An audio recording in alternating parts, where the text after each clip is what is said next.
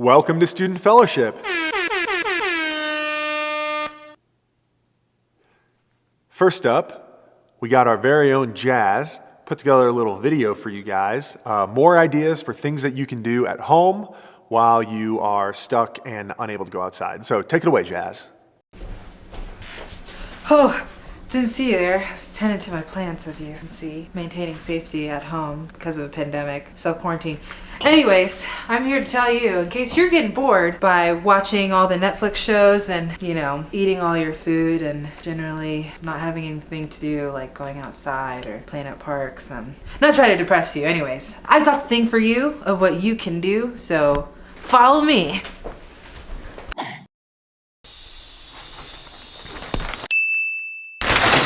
Oh my gosh, what are you doing in here? Just here with my dumpling on my shoulder. And this isn't my loofah. Anyways, I'm just gonna... Oh my god! You could also color. As you see, I've done this masterpiece here. Well, I didn't do it all by myself. I literally just only did this part right here. That was my roommate. This isn't mine.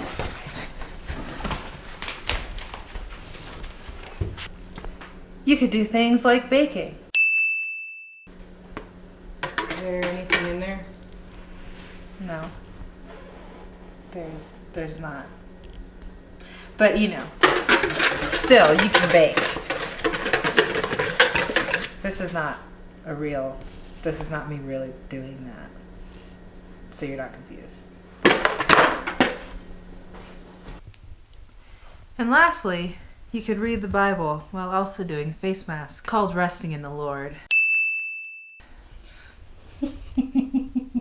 Hope this has been helpful while you all are at home, reading your Bibles and quarantining safely with your families or your pets or your plants. There's no tea in this. Yeah, a little BTS for you guys. Not the band, just behind the scenes. Anyways, this face mask is getting hard and slowly I will not be able to speak because it's constricting my face. Be safe out there. Or actually, be safe inside. Well, that was interesting and informative. Very informative. So well done on that, Jazz. And I have another quick video for you guys. This is of Daniel, and he's going to share a little bit of his story and his testimony of how he came to follow Jesus and what that looks like in his life. So enjoy listening to Daniel's story. So like most of you, I kind of grew up in the church. I remember accepting Christ at a really young age. I kind of went to church every Sunday, went through Sunday school, did youth group, all that kind of stuff, but it was never real for me. I don't remember it being real. Until I remember one time we went on a missions trip between 8th grade and my freshman year of high school, missions trip to Mexico. And I remember in Mexico, I remember asking the question for the first time, is God real? I don't know what it was about Mexico and about why we were there, but I really started to question God's existence. And I started to wrestle with this in high school. I didn't have a whole lot of people to talk to about it because in my church, it wasn't necessarily something that you easily talk to about people like, hey, is God real? I don't remember that being a question we talked about much. And I really struggled with that. And when I was in high school, the thing that mattered the most to me was basketball. I loved basketball. I really, really wanted to play college basketball. And I worked really, really hard at it. But unfortunately, my junior year was the year that I was supposed to kind of break out and kind of start to really showcase my skills to colleges. And that year I got hurt. I missed about half my season. And the rest of my half I didn't play well because I was partially hurt. And that was really difficult for me. And it kind of started to play into that, is God real? How could a good God allow something to happen to me and prevent me from reaching a goal that's not really sinful? It's not bad to play college basketball. And it didn't make sense to me. And my dad tried to talk to me about how good God is. And I just wasn't in a state where I really wanted to listen. And then as the next year came, my senior year came, I started to kind of see the writing on the wall that basketball wasn't in my future, through a variety of reasons that occurred. And I was still struggling with that, and because that's who I felt like I was. Um, and so what I remembered is that my senior year, I had halfway through my basketball season, my cousin, one of my cousins committed suicide. My dad was the one who found him and tried to resuscitate him. My cousin was quite a bit older than me. He was just a few years younger than my dad. But that was a very difficult time for my family, extremely difficult. And yeah, I still remember at that point, I remember my dad, instead of like cursing God and getting really angry, he clung to faith and clung to something I had not seen him express in the past. I think it was always there, but I hadn't been paying attention. He clung to the fact that God is a good God. And I was like, how can you still say that? But it sparked my interest so much. I started to really dive into the questions that I had and start to like address these questions of, is God real? How could a good God let bad things happen? I started to really dive into those. And so, long story short, I didn't play college basketball, but I went to Colorado State University instead. And I struggled with that whole thing. But when I got to Colorado State, I kind of had a small identity crisis. I didn't necessarily know who I was, because for so long I'd been the guy that played basketball. And so when I got there, I started trying a bunch of different things. One of them, because I was trying to dive into this faith that I saw my dad go through, I started to get involved with an on-campus ministry called the Navigators. And the Navigators helped me really explore my faith and start to develop a personal relationship with Christ, and understand what that even meant, because I didn't really fully know what that meant. And during that, I started to just uncover answers to my questions. And then kind of that first semester was kind of, I was getting my feet wet. And then about halfway through my freshman year, I had a friend commit suicide that I'd known since I was in 5th grade. And that was really difficult. Talk about losing someone that you spent a lot of time with throughout your childhood. And so, yeah, that was hard. And I remember that was the time I started to actually lean on Christ himself, for the first time in my life, that I really started to lean on that. And during that time, I really started to realize that God just provides so much hope for all this brokenness. And that's when my faith really started to take leaps. I started to read my Bible more. I started to pray a lot more. I started to really have community with Christians. I started to understand kind of what God's plan is for our lives.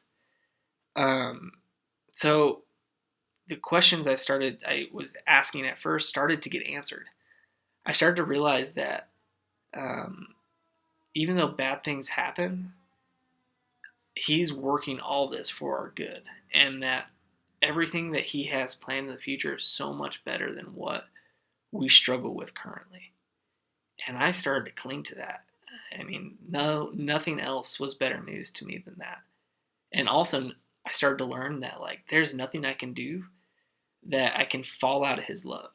I started to really believe that. I don't think I fully believed that when I was younger. And so throughout college and my time after college, all my faith hurdles have been just reliving those realities and experiencing God in new ways through fun times and through times of really hard things. Even since when my friend died, I've had some, big challenges that have really brought these questions up again and made me think about them again. But I keep coming to that God just gives me so much hope. And also, I'm just so thankful that there's a God that loves me so much. And those are kind of the truths that I keep coming back to as to why I love Jesus. So yeah, that's kind of just a little bit about my story. If any of you guys want to talk more about it, come find me.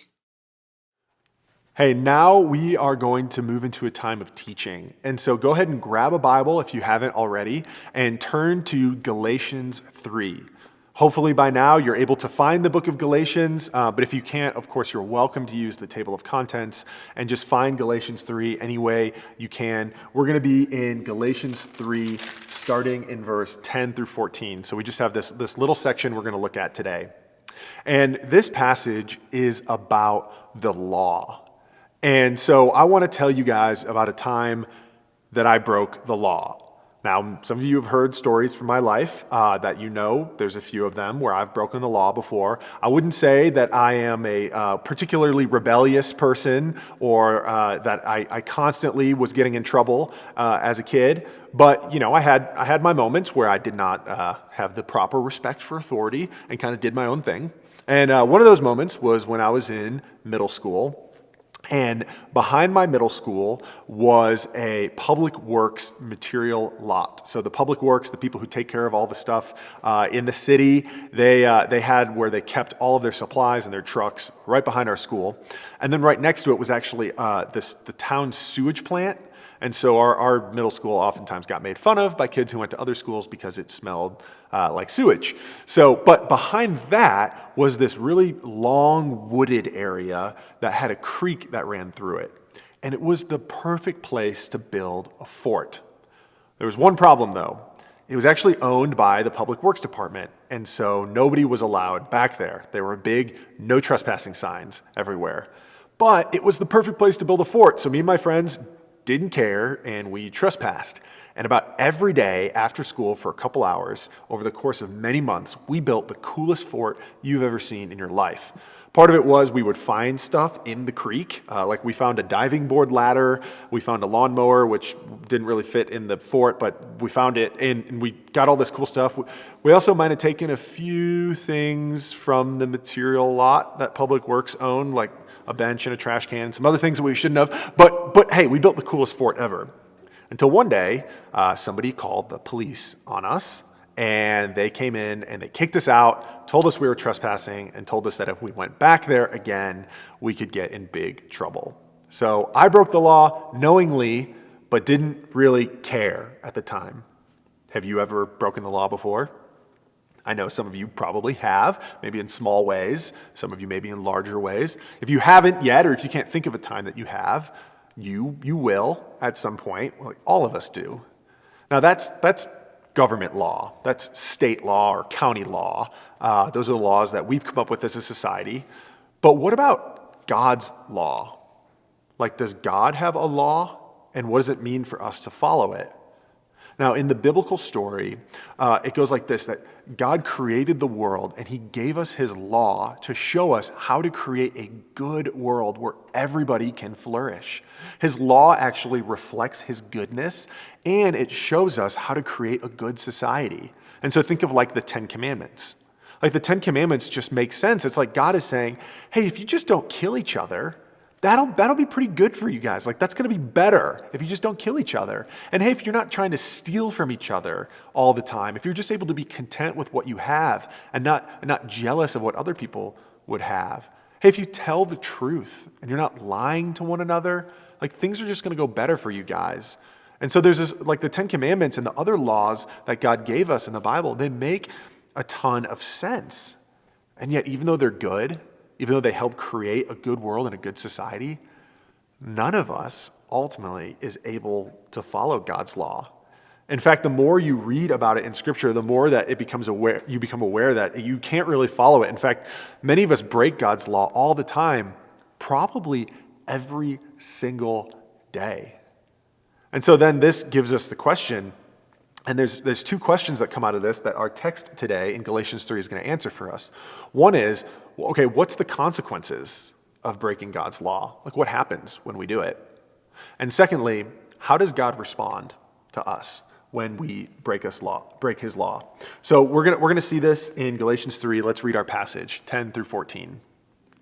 It says, "For all who rely on works of the law are under a curse.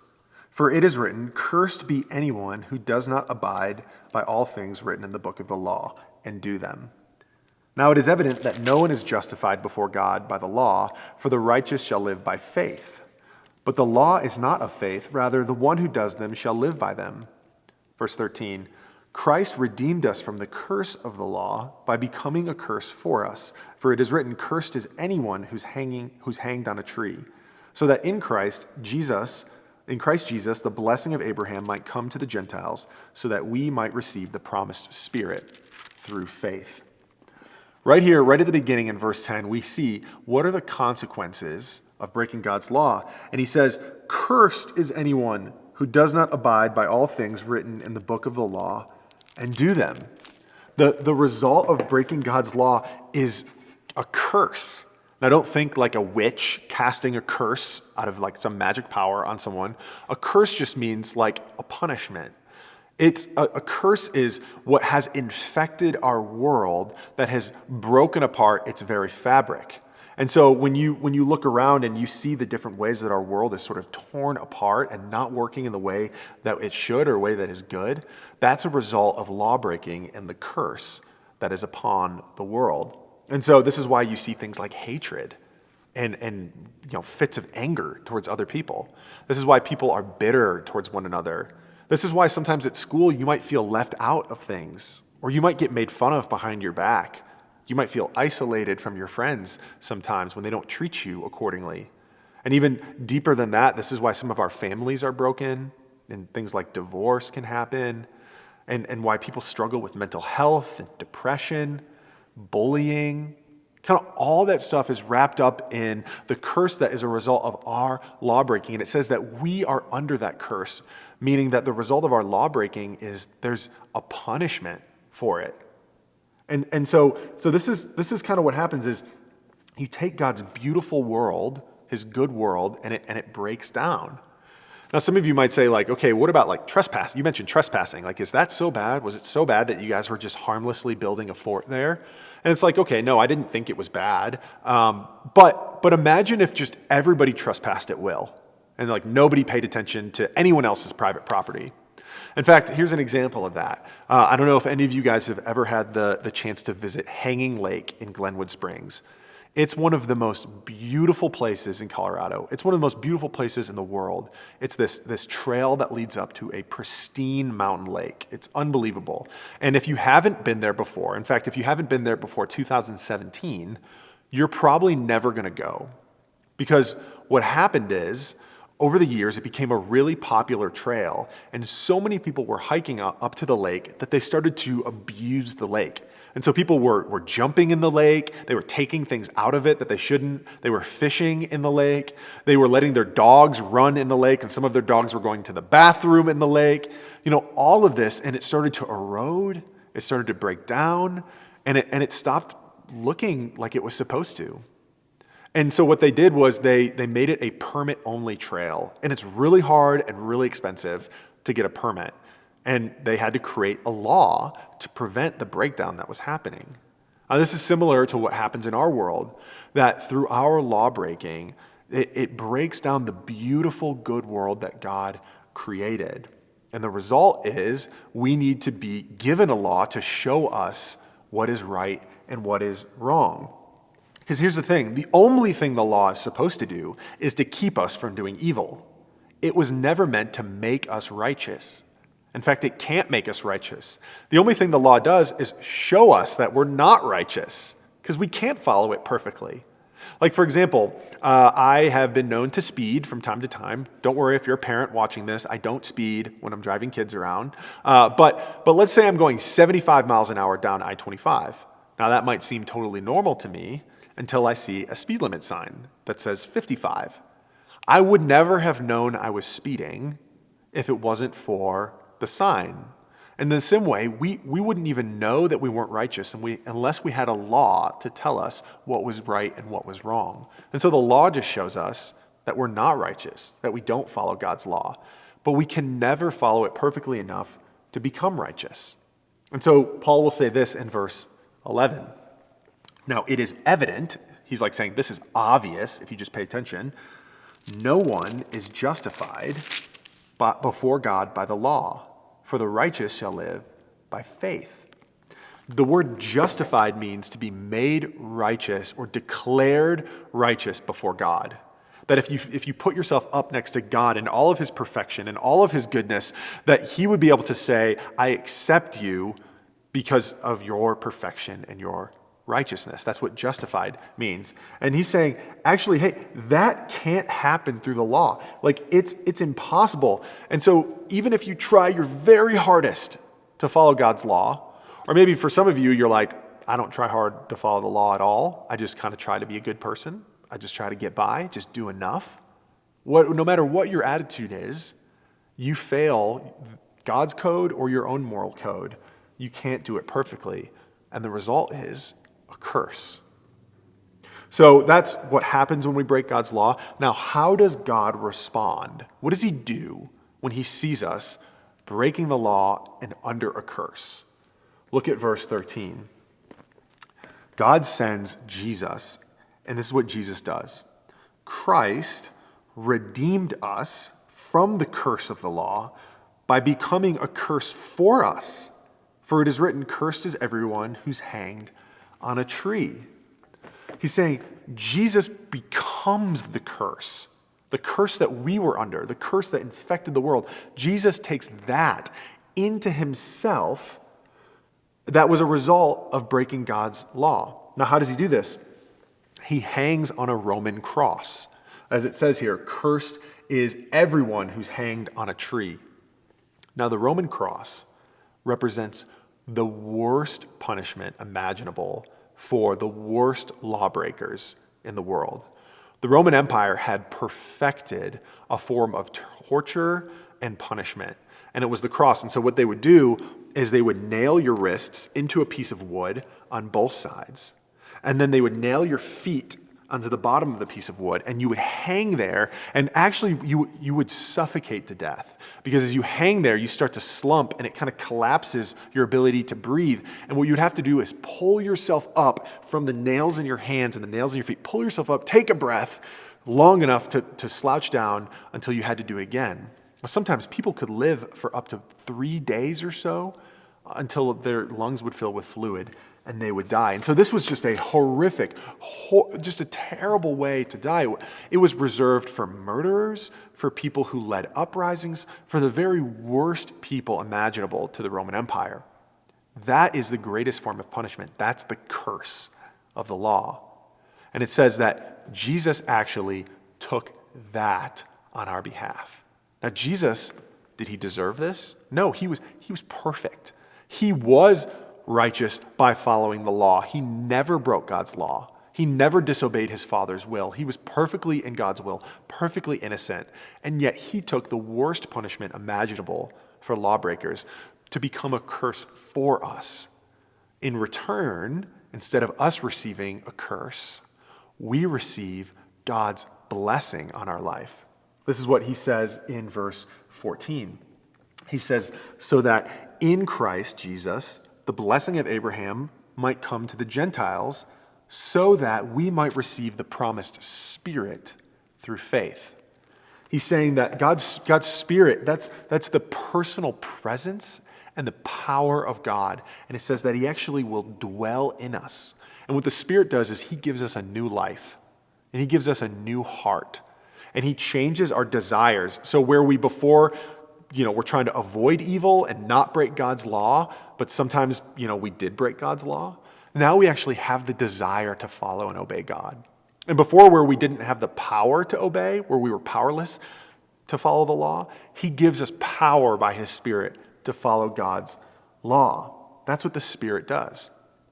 Okay, so what does this mean for you and me? Like, how does this actually impact our life? Well, I know some of you are probably thinking, I don't really care that much about following God's law. Like, that's not something that I think about. That's not important to me. That's not on my list of priorities in life, is like obey God and follow his law. Or maybe like you do think it's important, but there's certain parts you ignore. And ultimately, if there's a law that conflicts with what you want to do, you go with you and not the law.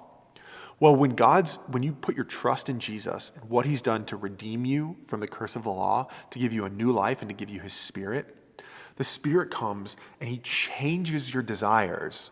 So then you actually want to follow God. Where before you didn't care, now you have the desire to obey him, where you see one of his laws and you see it as good, and you see it as something that you want to do. I'll give you an example of this. There's a guy in our church who I've been meeting with over the past few months, and he's pretty new to our church, and he's pretty new to Christianity in general. And as he was sharing his story with me, he talked about how growing up and in college, he just made a mess of his life. He said he did whatever he wanted, whenever he wanted. In fact, I won't tell you his name, but if you Google his name, you'll find not one, not two, not three, but 4 mugshots of him getting arrested in college. 4 times he was arrested. And so but he started to come to faith. He started to want to know God. And as we were talking, he was like, man, what do I do though when I know something is wrong and yet I still want to do it? And it conflicts with what God says. And I was sharing him that you can actually pray for God to change your desires so that you want to follow him and that you don't want to do what goes against his law. And he was like, I can do that? And I was like, yeah. And so he started doing that. He started just praying like, God, when something comes up that I know is wrong, but I want to do it, I pray that I don't. I pray that I want to follow you. And he was like, man, it's working. Like I have more desire to follow God, to know him, to obey him. I see his word. I see it as good, where I used to not understand it or see it as bad. And so the Spirit can actually change your desires. Now, some of you probably are the opposite end, where you actually really, really badly want to follow God's law, where it is really important to you, where you think about obedience, you think about, being moral, being an ethical person according to God's law, to even doing things like coming to church and to reading the Bible and to praying and all that is important to you. But I imagine that as you've done those things, you just become aware that you fall short. That no matter how hard you try, you always end up doing something that goes against God's will, right? This is all of us. And that can be really condemning. That can leave us with a lot of guilt. That can leave us with trying to try harder and harder and harder. Oftentimes that's called religion. We use religion as a way to try and make ourselves righteous before God. Well, what happens is when you put your trust in Jesus, his Spirit comes into you and he gives you power that you didn't have before to obey God. So as where before you had to try really hard and you would fail, you find all of this new desire and new power where you can follow God's law. I'll give you an example of this from my own life. I am the youngest sibling. I have an older brother and older sister who I love and I'm really close with. But a few years ago, I realized there was this really nasty pattern in my life related to when I was with them. And what would happen is I would go and visit them, and I'd get really excited about spending time with them. And then as we were together, I'm the youngest sibling, and so they'd kind of make a little snide remark at me or make fun of me a little bit. Or sometimes they said things that kind of were really personal to me, where they kind of discounted my opinion or said that I didn't know what I was talking about because I didn't have the life experience that they did. And I'd get really angry and I'd get really defensive and I'd start to argue. I'd start to attack them and make judgments on their life. And I would leave just feeling terrible. I'm like, why did that happen? I love these people and yet I can't control the way I act. Well, I started to realize that this was a pattern. And I started to pray for God to change my heart. And I started to ask some friends to pray for me. And then when I'd go visit them, I'd say, hey, this tendency happens. Pray that I would just be so confident in who I am and secure in God that if they make a little remark towards me, that I don't have to get so defensive. And hey, it started to work. Where now if I something, instead of reacting in anger and bitterness and unforgiveness, my simple reaction is to just kind of laugh it off and say hey, yeah, that might be true. Or to just say hey, that kind of hurt my feelings, but not harbor any anger towards them. And so I started to see new power that I had over what I once couldn't do on my own. And that's what God's Spirit can do for you. So I want you to just take a second and just imagine what your life would look like if you desired to follow God and you had the power to do it. Imagine how that would change some of your relationships. Imagine how much more security and confidence that you can have. Well, that is what happens if you put your trust in what Jesus has done to redeem you from the curse of the law. If you believe what Paul is saying here and no longer live a life of just trying to follow the law, but you live a life of the Spirit, that can be available to you. That's what he will bless you with, a whole new life where you're connected to God in a new way. And so that's my hope for you guys today.